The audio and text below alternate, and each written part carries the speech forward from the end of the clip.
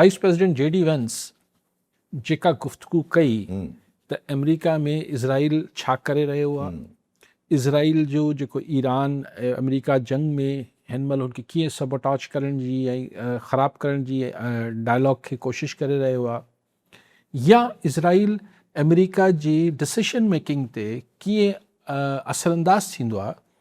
जेके हुन इंकशाफ़ात कया आहिनि उनमें को बि नई ॻाल्हि नाहे, को बि नई ॻाल्हि न आहे। इहा ॻाल्हि ठीकु आहे, सिर्फ़ु नई ॻाल्हि हिकिड़ी आहे त वाइस प्रेसिडेंट चवे त ही पहिरियों दफ़ो हिकिड़ी अमेरिकन हैराकी में नंबर 2 पोज़ीशन ते वेठल माण्हू इहा सची कई आहे त इज़राइल हिते फंड्स ॾिए थो, पब्लिक ओपिनियन चेंज करे थो। ही JD वेंस बि मञियो त भई असांजा दोस्त मुल्क बि ऐं मुखालिफ़ बि अमेरिका में लॉबिंग कनि था, इहा का अजीब ॻाल्हि न आहे। लेकिन इज़राइल पोइ चई त लेकिन लीडरशिप जो इहो कमु आहे त जेको हू पब्लिक ओपिनियन डेवलप कराइनि था या जेको हू नैरेटिव बिल्टअप कंदा आहिनि उन जो असरु न वठनि ऐं पंहिंजा फ़ैसिला हक़ ऐं जेके अमरीकी मुफ़ाद में आहिनि उहे कनि। पर इज़राइल सो JD वेंस कल हिकिड़े हंधि चयो त चई त अमेरिका में छा थींदो आहे। कल हिकिड़ी ॿी जाइ ते तकरीर में चयो, अॼु ही इंटरव्यू ॾिनो अथसि, कल मूं हुनजी क्लिप ॾिठी पई त उहा ई ॻाल्हि करे पियो त ज़ाहिर अमेरिका में जेका राय आमा हुजे थी, अगरि तव्हां हुनखे मोबिलाइज़ करे वञो था त पोइ जेके पावर डिसीशन मेकर्स आहिनि, जेके फ़ैसिला कंदड़ माण्हू वेठा हूंदा आहिनि, उहो उनजो असरु वठंदा आहिनि। जेका डेमोक्रेसी ज़रे घटि आऊं बि सदाई चवंदो रहंदो आहियां त अमेरिका में पब्लिक ओपिनियन यूरोप में अमेरिका में वॾो मैटर करे थो। ही JD वेंस जेको ॻाल्हायो आहे हिन में 2 फैक्टर आहिनि। हिकिड़ो फैक्टर त इहो आहे त जेको पाण ॿुधायो त मुंहिंजे ख़िलाफ़ु बि इज़राइल माण्हुनि खे पैसा ॾिना आहिनि त हिनखे गारियूं ॾियो, हिनखे घटि वधि ॻाल्हायो JD वेंस खे, छाकाणि त आऊं डायलॉग ईरान सां डायलॉग करे मसइलो हल करणु चाहियां थो। उहो दौरु हलियो वियो जो फ़ौजूं मोकिलियूं ऐं हुकूमतूं तब्दील कयूं त मूंखे गारियूं त ज़ाती बाहियूं बि हूंदसि इज़राइल ते। लेकिन इहा ॻाल्हि वॉशिंगटन में वेही कंहिं सियासतदान लाइ करणु मुमकिन न हो अॼु खां 2 साल 3 साल पहिरीं, सोचे बि न। पर अॼु एतिरो anti Israel public opinion develop थियल आहे, राय आमा एतिरो अमेरिका जे आम माण्हू में पैदा थी वियो आहे जो JD वेंस इहा हिमत करे सघे पियो ऐं सम्झे थो त हू पोइ सियासत में सर्वाइव बि करे वेंदो इज़राइल मुखालिफ़ ओपिनियन सां। उहो बि कंज़र्वेटिव पॉडकास्ट, कंज़र्वेटिव सभु कुझु, सभु उहो बि रिपब्लिकन कंज़र्वेटिव। सो ही जेके ॻाल्हियूं थियूं, माना हाणे इन में पाण सम्झूं जेका ॻाल्हि आऊं अक्सर चवंदो आहे त America will never be the same, Israel and America relationship will never be same and Israel will never be the same. Obviously जी। का बि दुनिया में शइ अमेरिका इज़राइल मिडल ईस्ट हाणे साॻी न रहणी आहे। ही ॾिसो इंकशाफ़ ईअं को कई पॉडकास्टर्स टकर कार्लसन ॿिया टिया चवंदा रहंदा आहिनि इज़राइल लाइ, अॻु में हू बि न चवंदा। गुनाह तसवर थींदो त इज़राइल जे ख़िलाफ़ु ॻाल्हायो त ओ हो गुनाह थी वियो। अॼु पब्लिकली ऐं हाणे वाइस प्रेसिडेंट ॻाल्हाए पियो। अच्छा, इन खां पोइ हिकिड़ी शइ ॿी शइ थींदी जेको आऊं सम्झां थो। ही JD वेंस जेको ॻाल्हायो आहे, अगरि त ही ट्रंप जी मर्ज़ी सां ॻाल्हायो अथसि, हुनजी NOC सां ॻाल्हायो अथसि, पोइ त हिकिड़ी ॻाल्हि आहे। पर अगरि न ऐं पंहिंजे जज़्बात में पंहिंजी कावड़ में जेको पब्लिक ओपिनियन जो प्रेशर आहे हुन में ॻाल्हायो अथसि त पोइ ही जेके वाइट हाउस में इख़्तिलाफ़ात आहिनि ऐं ट्रंप एडमिनिस्ट्रेशन ऐं रिपब्लिकन पार्टी वेतर विरहाइजी वई। यस, बेसिकली रिपब्लिकन जो नैरेटिव ॾिनो आहे, न अची बसि ॿियो।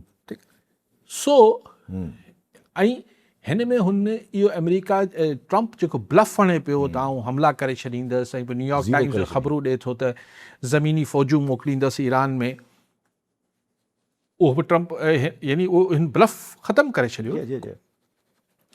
सो ऐं हिकिड़ो मैसेज मोकिलियईं त एक्चुअली अमेरिका ख़ुदि इहो चाहे थो त ईरान सां मामलात मुज़ाकरात जे ज़रिए हल थियणु चाहिनि था, पर इज़राइल हिते रखनो विधो वेठो आहे। ॾिसो ॻाल्हि इहा न आहे त इहा ॻाल्हि अमेरिका में माण्हू जेके पावर सर्कल्स में उनखे ख़बर न हुई, दुनिया में माण्हुनि खे, असां तव्हां जहिड़े बिल्कुलु बेख़बर माण्हुनि खे ख़बर हुई त इज़राइल केतिरो इन्फ्लुएंस रखे थो। बट वंस जॾहिं हिकिड़ो माण्हू रड़ करे चए थो न किंग इज़ नेकेड, किंग उघाड़ो आहे, जॾहिं पहिरियों माण्हू चए थो त पोइ दुनिया चवणु शुरू थी वेंदी आहे, छाकाणि त हूंदो त वाक़ई में किंग उघाड़ो, उहो जेको मुहावरो आहे। मुहावरो आहे। त लाइक वाइज इज़राइल जो वाइस प्रेसिडेंट जो नालो पारां इहो अचणु त हू हिते पैसा ख़र्च करे थो, बिलियंस जो लफ़्ज़ इस्तेमालु कयो अथई, अरबे डॉलर ख़र्च करे, रुपयनि में कोन ख़र्च कंदो हूंदो। त इहो जेतोणीकि कल ई जेको आहे बिल पास न थियो आहे इज़राइल जी एड कट करण जो, ऐं 2-4 वोटनि खां कांग्रेस, छाकाणि हींअर अञा बि रिपब्लिकन्स जी अक्सीरत आहे हुते, जेके एपैक खां पैसा वठी इलेक्शन खटिया आहिनि। पर तव्हां ॾिसजो नवंबर में, मूं कल्ह बि तव्हांखे चयो, आउं प्रिडिक्शन्स ऐं पेशन गोइयूं करण खां पासो कंदो आहियां, पर मूंखे हज़म नथो थिए त ट्रंप जी हामी सोच या प्रो इज़राइल नुमाइंदा जेके आहिनि उम्मीदवार, उहे खटे सघंदा, आउं नथो सम्झां। सो डेमोक्रेट्स आर विनिंग। हीअ जेको नवंबर में इलेक्शन अचे पियो, ऐं खपनि बि थोरे वोटनि सां ही अक्सरियत अची वेंदी। अक्सरियत अची वेंदी त ट्रंप उहो ई चाहे थो त जेतिरो जल्दी थी सघे हू हिन खे वाइंड अप करे ईरान वॉर खे। मंतक बि इहा बि चए पई, ऐं ट्रंप जे पंहिंजे मुफ़ाद में विया त जेतिरो जल्दी वाइंड अप करे, त जीअं नवंबर जे इलेक्शन में, हाणे जुलाई त ख़तमु थियण ते आयो, बाक़ी 3-4 महीना, त माण्हुनि खे विसरे इहा ॻाल्हि त भई हा थी हा यार उन महिल ही थियो, पर ताज़ो मामिलो हलंदड़ न हुजे। सो ही इज़ इन फिक्स। ऐं हिन इहा ॻाल्हियूं हिन महिल जेडी वेंस जो करण जो मतिलबु अञा ट्रंप ते प्रेशर डेवलप थींदो त हू हाणे हिन ॻाल्हि खे वाइंड अप करे, छाकाणि जो वाइस प्रेसिडेंट चए पियो त ॻाल्हियुनि खां सवाइ का बि वाट ई कोन्हे। जेडी वेंस चयो आहे त ईरान सां ॻाल्हियुनि खां सवाइ, डायलॉग खां सवाइ, चई केरु ॿुधाए मूंखे ॿी कहिड़ी वाट आहे। ऐं चई ॿियो इहो टोटल अमेरिकन इंट्रस्ट जे बि ख़िलाफ़ु आहे। एग्ज़ैक्ट, छाकाणि त जेके मतिलबु मुख़्तलिफ़ धुरियूं त चवनि थियूं $150 बिलियन अमेरिका जो ख़र्च थी चुको आहे। त ऐं अमेरिका में ज़ाहिर ई एनर्जी पेट्रोल क्राइसिस, अमेरिका में महांगाई वधे पई, इकॉनमी ते इफेक्ट थिए पियो, दुनिया ते इफेक्ट थिए पियो।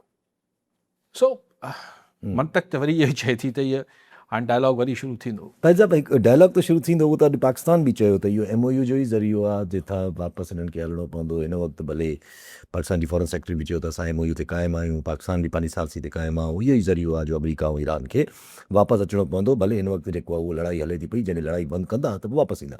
पर हिते सवाल हिकिड़ो ॿियो बि हिकिड़ो क्वेश्चन मार्क आहे, हिकिड़ो वॾो रखिणो आहे त न ईरान न चाहींदो त मां ट्रंप सां वेहां, ट्रंप सां डील कयां, त पोइ छा नवंबर ताईं घील रहंदी अगरि टॉक्स बि शुरू थिया त? मंतक अगेन चए थी त ईरान बि अफोर्ड नथो करे सघे। ईरान जी बि जेका हालत आहे, ज़ाहिर आहे, ठीकु आहे। मंतक त इहा चए थी त ही पोइ टेक्निकल ॻाल्हियूं पयूं हलायूं, हा, लेकिन सीज़ फायर वापसि रिस्टोर थिए। ऐं हिन में जेको जेडी वेंस ॻाल्हायो आहे, हिन खां पोइ इज़राइल लाइ ॾिसो, डेमोक्रेट्स जो कांग्रेसमैन वञी हुते बेस्तो थी अचे थो, राव खन्ना फ़लस्तीन में गज़ा ते वियो बेस्तो करे, इज़राइलियन उनखे ॾाढा बेस्ती करे मोकिले ॾिनो, रड़ियूं करे पियो, सॼा डेमोक्रेट्स रड़ियूं पिया कनि, उनजो मीडिया रड़ियूं करे। उन ते इज़राइल चए थो त ही जेके आहिनि एंटीसेमिटिक आहिनि, फलाण ऐं ढमकाइण आहिनि। लेकिन हाणे जेडी वेंस खे छा चवंदा? उनखे बि गारियूं ॾींदा? न, उनखे त उहो त पाण चवे थो मुंहिंजे ख़िलाफ़ कंपेनिंग हले थी। न उहो त इनडायरेक्ट कराए पियो न, साफ़ियुनि खे पैसा पिया ॾियनि, हिन खे पैसा पिया ॾियनि, हुनखे पैसा पिया ॾियनि, वीलॉगर्स खे पैसा पिया ॾियनि। पर ऑफिशियली नेतन्याहू जेडी वेंस खे जवाबु छा ॾींदो? छाकाणि त हीउ मामिलो हाणे ईअं न आहे जीअं अॻु में चऊं त ठीकु आहे असांजा इख़्तिलाफ़ राय थी सघनि था, असीं इत्तेहादी आहियूं, फलाण ढंग जेको नेतन्याहू पोइ भेरे ड्रामो कयो जॾहिं ट्रंप ख़िलाफ़ु ॻाल्हायो त चई असीं ॻाल्हायूं पिया, पोइ ॿाहिरनि मतिलबु इत्तेहादियुनि में बि इख़्तिलाफ़ थींदा आहिनि। जेडी वेंस इल्ज़ाम पियो हणे, हीअ इख़्तिलाफ़ जी ॻाल्हि ई कोन्हे। ऐं उहो इल्ज़ाम हणे पियो जेको दुनिया में अॻु में ई क़बूलियत माणे चुको आहे, त इज़राइल जेको आहे पैसा ख़र्च करे माण्हुनि खे ख़रीद करे थो पावर सेक्टर में, पावर कॉरिडोर्स में। सो इज़राइल लाइ बि को चङा ॾींहं त कोन्हनि। पर पोइ जेडी वेंस अगरि इहो स्टेप खयो आहे, and if it's not backed by Trump, जीअं तव्हां बि चयो, त पोइ या अगरि even if it's backed by Trump, त इहे पर मूंखे नथो लॻे त बैक्ड हूंदो, पर इहे ट्रंप खे इहे ॻाल्हियूं वणंदियूं त जेडी वेंस जेकी ॻाल्हियूं करे वियो आहे, या इवन रिपब्लिकन पार्टीज़ न वणंदो त पोइ भला को पटियालो त कोन्हे न, जेडी वेंस वाइस प्रेसिडेंट आहे, छा कंदसि? सो डैडी रोल केसि ताईं ट्रंप हलाईंदो? उहो सॻा पीउ बि जॾहिं सफ़ा बेवाजिबी कंदा आहिनि त पोइ हेठियां चवंदा आहिनि भई करी छा थो पड़ा सो हीअ भले डैडी डैडी थिए, लेकिन ॻाल्हि इहा आहे त हिकिड़ी हद खां वधीक त कुझु बि नथो करे सघे। ऐं जेडी वैंस जेन्युइन रिपब्लिकन आहे, जी हा जी हा जी हा, ट्रम्प वांगुरु आउटसाइडर। ट्रम्प वांगुरु आउटसाइडर त न आहे न, रिपब्लिकन पार्टी जो असलूको त न आहे न ट्रम्प।